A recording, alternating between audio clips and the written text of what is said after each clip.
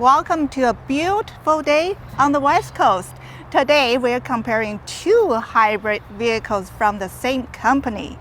This is the all-new 2022 Tucson. And this behind me is the latest Santa Fe hybrid. This is going to be interesting. Even though they compete in two different classes, they are quite similar. Yeah, so if you're on the fence on one of these particular vehicles behind us, hopefully this video helps you out.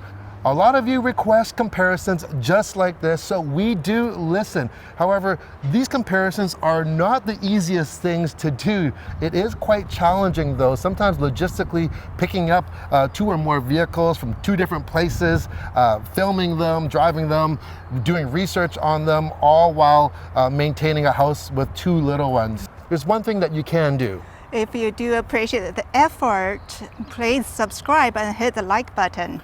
Yeah, you know, that's that thumbs up button, you know, and yeah, I've said this before. Guess what? It doesn't cost anything to subscribe. It's one of the last few things left on earth that are free. So hit that subscribe button. Back to the review. Let's roll the B-roll.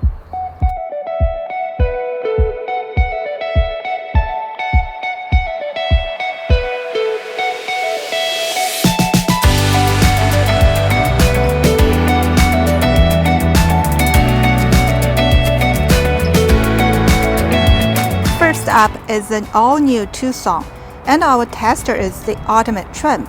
Make sure to check with your local Hyundai website for trim levels, as yours may differ than what we have here in Canada. Style-wise, the designers really went to town. This new version looks stunning.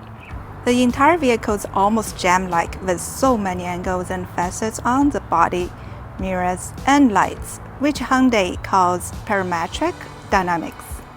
The conversation starter for sure is the grille and embedded daytime running lights. When they are on, to me they look like eagle wings. And this half mirror finish makes everything blend in so well. Overall, the style shows a lot of character and looks very sporty and edgy for sure. All Tucsons come standard with LED headlamps. Our Ultimate gets premium projector type LEDs. For 2022, it grows in every direction. The wheelbase is up almost 3.5 inches. The length has grown over 6 inches. And it's now higher and wider by over half an inch, making this compact not so compact anymore. Wheel sizes start at 17-inch for the base trim. And this Ultimate gets these 19-inch wheels. Okay, my ride might not be as edgy and angular as your Tucson. However, one thing that I am loving about Hyundai's SUV lineup is that they're all different.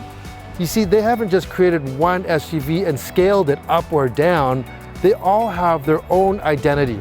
In Canada, this Santa Fe hybrid only comes in one trim level, and that is the luxury. If you are in other markets, you do have other options.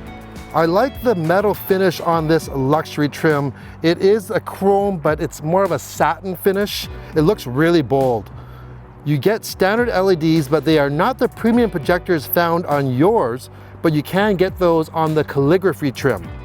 I like the vertical daytime running lights. They form a T, and I just like the light treatment in general. This luxury also comes with 19-inch wheels, just like the Tucson Ultimate. And you know what? I'm kind of tossed between the styling of both of them. When the Tucson was launched, I kind of fell in love with the pictures of that vehicle. And now that we have it in person, I still like it. I just don't know if I like it as much as in the pictures. Meanwhile, this Santa Fe styling is kind of growing on me. I think it's one of those styles that's going to age very, very well. It's definitely more conservative than the angular Tucson. The Santa Fe is, of course, larger than the Tucson, maybe not as large of a gap compared to the old Tucson, but even with the new Tucson, the wheelbase is longer and the entire length of the vehicle is longer, which means more room. Should be. Now let's get back to the Tucson. At the rear, you get this very unique shaped LED tail lamps. I like the rear wipers hidden, so it really creates a clean look. This trunk comes with smart trunk. And if you have the fob on you, as long as the car is previously locked, this trunk will automatically open when you stand beside it for a few seconds. Once open, you get a much larger cargo space than the previous model. So big that it actually has more room behind the rear seats than the Santa Fe. Under the floor, you'll find a tire inflator kit, as there's no spare tire. The floor also has 2 positions. Here's what I found interesting. If you want to close the tailgate with fob, you will have to hold the button the entire time. If you let it go halfway, it will just stop. Then you have to start all over again. Here, over to you, Brian. The new Santa Fe has an updated style. In the rear, you'll get these LED tail lamps that blend nicely in. I don't have the fancy hidden wiper though that your Tucson does have, but I do have the smart trunk. So I have the key fob close at hand or in my pocket. You stand there, 3 seconds, it opens up. Pretty straightforward. Now, you mentioned you have more cargo room, which you do technically. However, we did measure in all dimensions and the biggest difference is your height. I actually have more length in mine. So if you want to carry longer things, maybe a bicycle or something, a small bicycle, it'll actually have a better chance fitting in the rear cargo area of this one than the Tucson. Also, my rear seats actually slide back and forth. Yours don't. Underneath the floor, I have a jack because under here, I have a spare tire. And also in the back floor area, I have 3 separate compartments for storage as well. Both of our testers have the proximity key, so you don't need to press any buttons to get in, to unlock or lock the doors. However, it only works for the front doors. The back doors do not have that. And neither of the vehicles have a lock button for the power tailgate. You know, those ones where you just press the lock button, walk away, it comes down and it locks by itself. This one, you will have to lock manually. One thing though, watch this. I'm gonna hit my key fob and I'm gonna let go of that button and it's gonna close. I don't have to hold that button. I don't know what's up with that Tucson. I've looked up all the menus, everything, and it's just kind of weird. So anyways, back to you and let's check out your interior. Once you're inside, you are embraced by the metal lines that flow straight across the cabin. And the air vents set in nicely with the flow. It creates such a gentle and clean style. In the center is a waterfall design infotainment system. The hybrid comes with a full 10.25-inch instrument screen, and the Ultimate matches that with the same size navigation screen. The waterfall design is a nice touch for the interior, but the piano black does have a dusty look under the sun. Apple CarPlay and Android Auto are standard, but with the larger screen, you will need a cable. The system has a very clean look because most functions are touch-based, and it's very easy to use. The interface is very similar to some recent Kia products reviewed. The Ultimate comes loaded with leather-heated and ventilated front seats, heated rear seats, heated steering wheel, panel roof, wireless charging. There's no heads-up display offered on this model though. The seats are comfortable and they're both powered. It also comes with 2 driver settings. This Tucson has auto up and down windows, but it only works for the front windows. I wish it worked for all the windows. The overall feel of the interior is very spacious. There's even more room than the previous model at the back. With my driver setting, I can still stretch out my legs very nicely. And there is plenty of headroom. The seat backs fold for more room but do not slide. Behind the center console, there are 2 USBs and 2 air vents.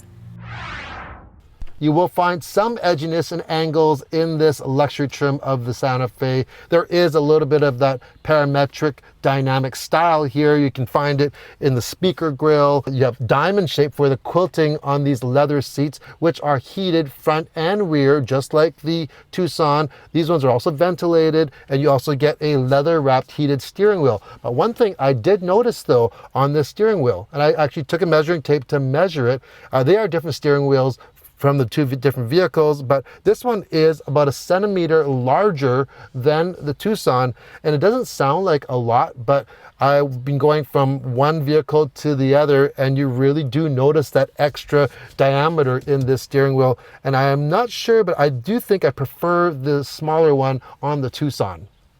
Screen-wise, you get a 12.3-inch digital instrument display and an 8-inch Navi Center display. Now, Apple CarPlay and Android Auto are standard, but on the 8-inch system, it's wireless, and that's a big bonus. This system also offers programmable shortcut and favorite buttons, just like the Tucson as well. Storage-wise, I'd say this Santa Fe wins over the Tucson. It is larger, so you do get a larger middle compartment. You get larger door pockets, especially in the rear. That's where I noticed it the most. On the Tucson, basically you get drink holders for the rear. Here you get full-length door pockets. You have a shelf in front of the passenger seat, and you have a nice pass-through or an under-storage area under that console, which is very, very nice. One thing for sure that I like better in the Santa Fe over the Tucson, well, not even one, I'd say like a whole bunch more, is this Santa Fe uses a lot of buttons and dials. Instead of all those touch features that the Tucson has, you have nice tactile buttons, switches, and toggles on this. Call me old school, I just like my dials and buttons, and I think that they actually look better and they don't show so many fingerprints like on some of those glossy displays. This one also comes with the 2 memory driver settings for the power seats. Let's take a look in the back. This Santa Fe, as we mentioned, is larger in wheelbase and in width, so you get more room for the passengers back here. So if you're carrying passengers a lot, this is probably the better vehicle to get. Not only do these seats recline, but they also slide forward and back. So if you want more room back there for your cargo, you can slide these more forward. You do have a armrest and drink holders. You have 2 USBs, 2 vents. You do have a very short little hump in the middle, definitely a lot smaller than the Tucson version. It's quite comfortable back here, lots of headroom, lots of leg room, shoulder room of course, and this one also has manual sunshades, which the Tucson doesn't. Let's go for a drive.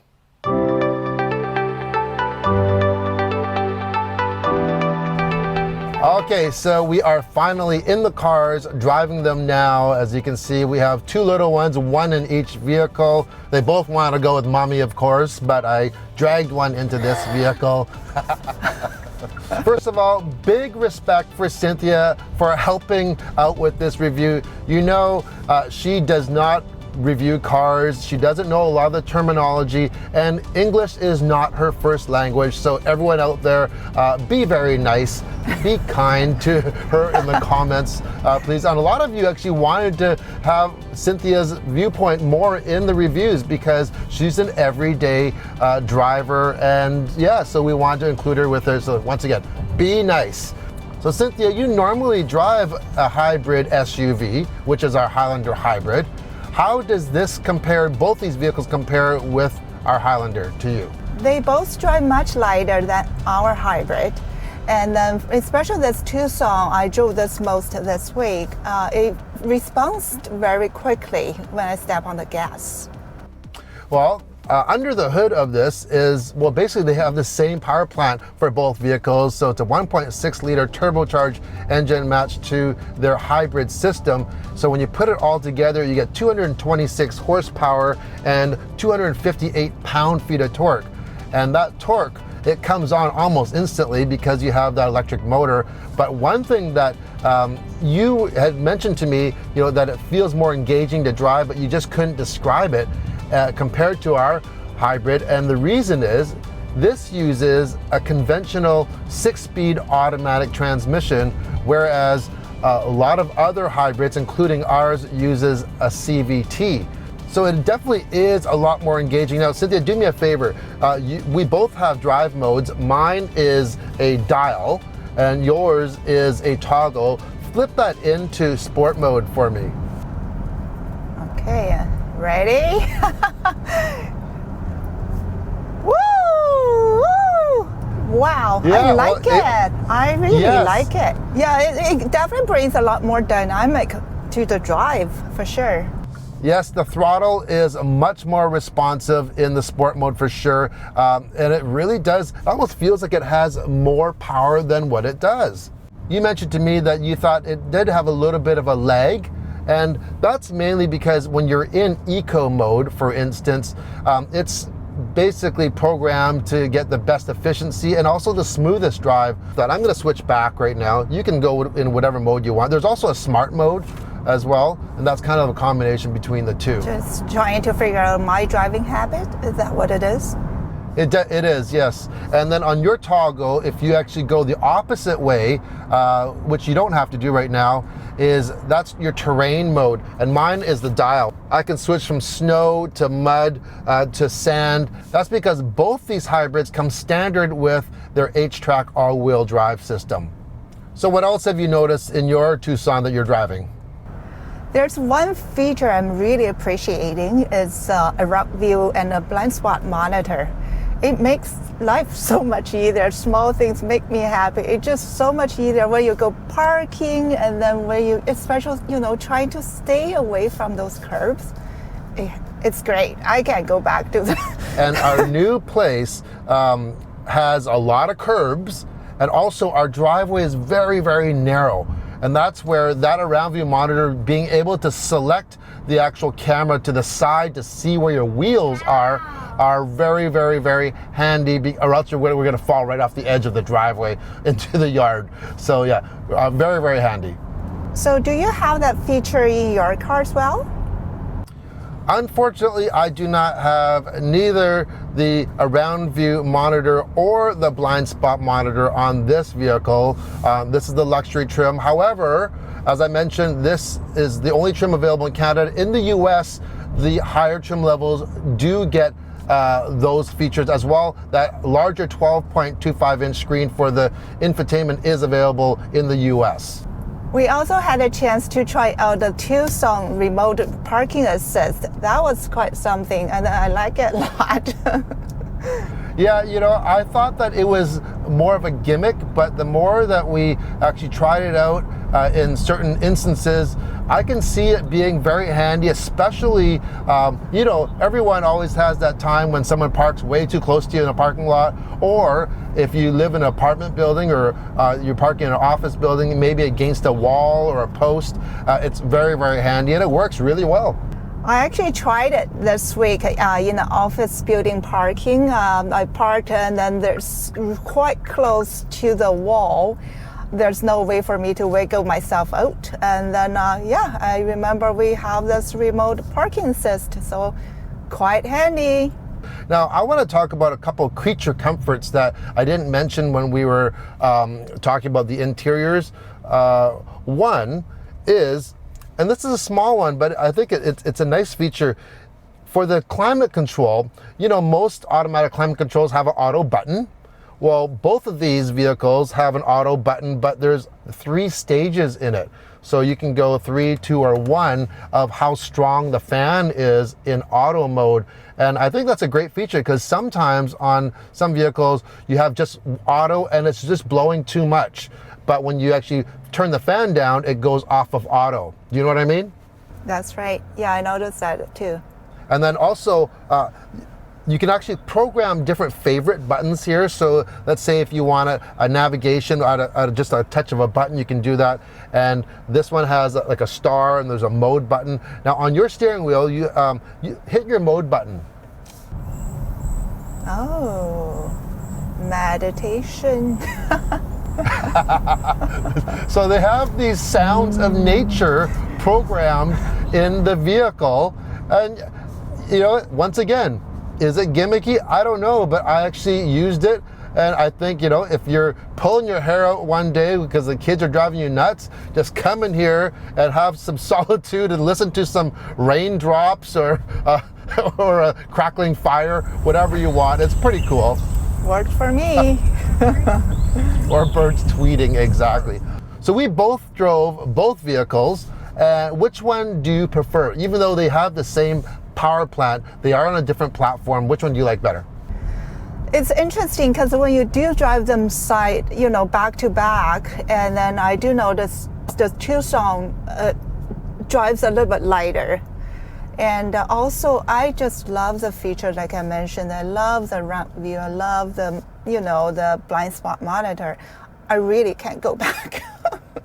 Well, you know what? Even though on paper they both seem like they're the same, other than the Tucson is built on the new global platform. So I don't know if it's that reason or not, or a combination of a whole bunch of factors. But I do find that the Tucson drives livelier. It feels like it has a more pep to its step. When you step on it, it feels a little bit more nimble. Yes, it is slightly smaller.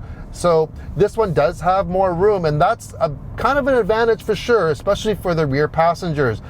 So our kids like to have room, but even on the Tucson, you've noticed too, our booster seat, we have two booster seats. One particular booster seat is quite wide.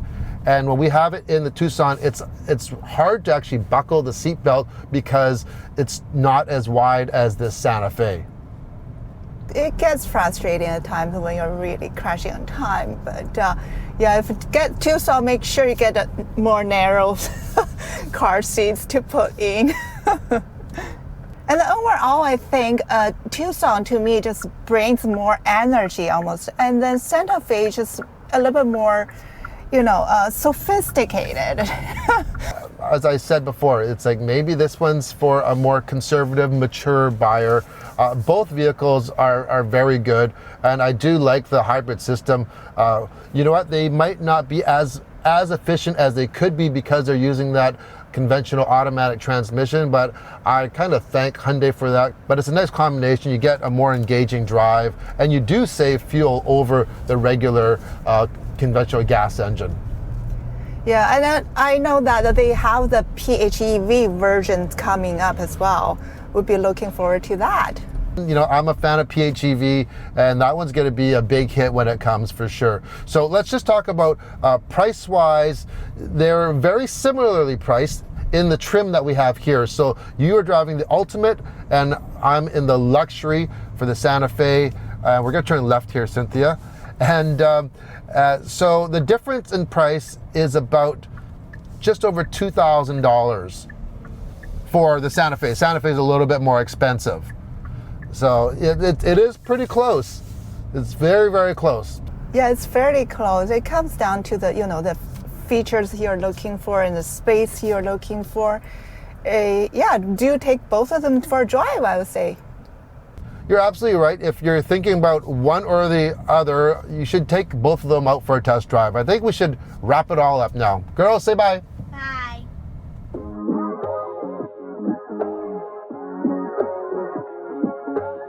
All right, for the final verdict, I have a feeling I know which one Cynthia is going to choose. She already had her eye on it before we even picked it up. I really like the styling of this Tucson, especially the grille and embedded daytime running lights. And some of the features such as round view and blind spots monitor, and that's something I can go back now. But to me, I always prefer to choose a vehicle that fits our lifestyle instead of going the other way around. If you do prefer the styling and the cargo space, this is your choice. I do agree with a lot of the points that Cynthia made. That grille, it is pretty stunning with those daytime running lights, and the whole edginess of this vehicle, and it's kind of hip compared to the Santa Fe. Well, you know what? I like the styling of this, and the more that I drive and look at it, the more I like it. Maybe that's the old man in me coming out. I'm not saying this is for old people, just a more conservative look, and I think this is going to age very well. The only thing on this one, I would like to have the round view monitor and blind spot monitor as well, and maybe that larger center screen. However, it's not available in Canada, but you can get that in the US.